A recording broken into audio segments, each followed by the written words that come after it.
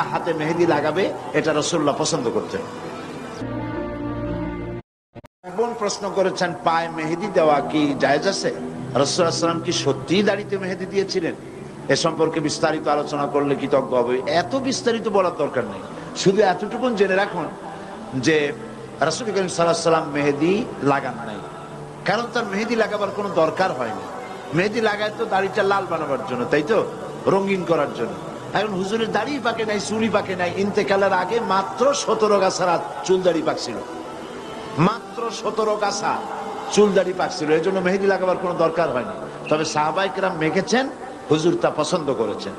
কাজেই মেহেদি যদি কোনো মেয়ে লোক পায়ে লাগায় তা কোনো গুনাহ হবে না। হাতেও লাগাতে পারে, পায়েও লাগাতে পারে, কোনো নাজায়েজ বিষয় নয়। বরং হাতে মেহেদি লাগানো, মেয়েরা হাতে মেহেদি লাগাবে, এটা রাসূলুল্লাহ পছন্দ করতেন।